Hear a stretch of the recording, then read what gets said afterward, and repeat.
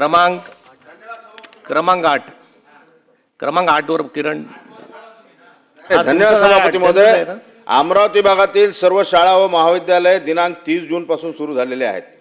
मात्र याच दरम्यान भारतीय निवडणूक आयोगाच्या वतीने निवडणूक याद्या पुनर्निरीक्षण कार्यक्रम सुरू करण्यात आलेला आहे। मला वाटते तो या विषय कामाची अमरावती तो झालेला आहे। तुमची बैठक लावते किरण नंबर पुढचं घ्या ना।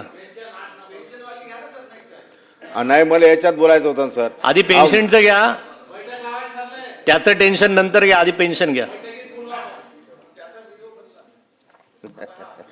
पुढची पुकारू का नंतर बोलताय? नाही बोलतो ना। आदरणीय सभापती महोदय, 1 नोव्हेंबर 2005 पूर्वी विना अनुदानित किंवा अंशतः अनुदानित शाळेतील शिक्षक व शिक्षकेतर कर्मचाऱ्यांच्या विविध समस्या संदर्भात ही चर्चा आहे। साला दानवे साहेब नाही आहेत, येत आहेत ते, त्यांची विनंती आहे 10 मिनिटं देतो सर। 10 मिनिटात येत आहेत ते, 10 मिनिटात तोपर्यंत यांचं होईल। सन्माननीय सभापती महोदय, 1 नोव्हेंबर 2005 पूर्वी विना अनुदानित किंवा अंशतः अनुदानित शाळेतील शिक्षक शिक्षकेतर कर्मचाऱ्यांच्या विविध समस्या संदर्भात ही चर्चा या ठिकाणी आहे। मान्य सभापती महोदय, महाराष्ट्र शासनाने 1 नोव्हेंबर 2005 पासून जुनी पेन्शन योजना बंद करून नवीन DCPS व त्यानंतर NPS लागू केलेले आहे।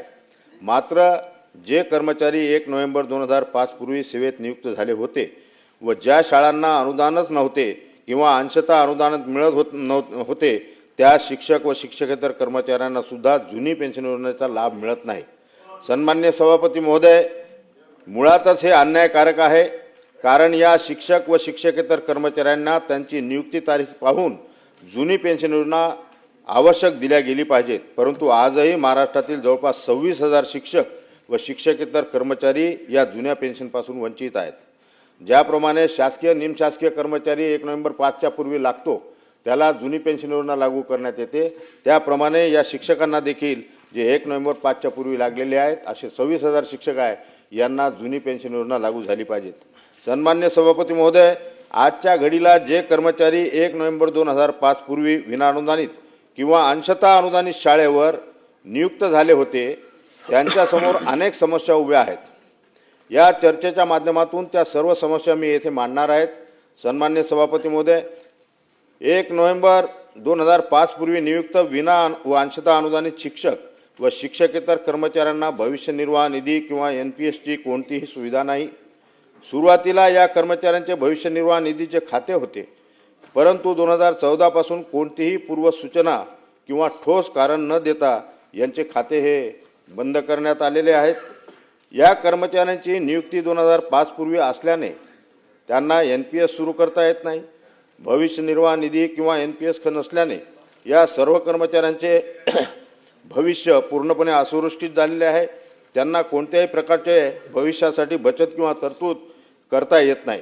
सन्मान्य सभापती महोदय, 1 नोव्हेंबर 2005 पूर्वी नियुक्त कर्मचाऱ्यांचे भविष्य निर्वाह निधी किंवा NPS खाते नसल्याने या कर्मचाऱ्यांना 7वा वेतन आयोगाचे हप्ते देखील अजूनपर्यंत मिळाले नाहीत। सन्मान्य सभापती महोदय, ही बाब अत्यंत अनाकलनीय आहे। कारण 7वा वेतन आयोग प्रलंबित हप्ते GPF किंवा NPS खाते असणे नसणे याचा कुठलाही संबंध नाही। त्यामुळे या कर्मचाऱ्यांना तात्काळ 7वा वेतन आयोगाचे हप्ते अदा करणे आवश्यक आहेत। ते आपण या चर्चेच्या माध्यमातून देण्याचं या ठिकाणी कबूल करा।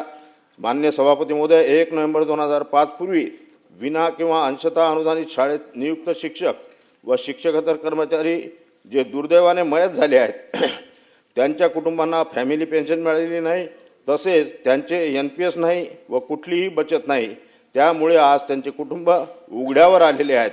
तशा कुटुंबावर उपासमारीची वेळ आलेली आहे।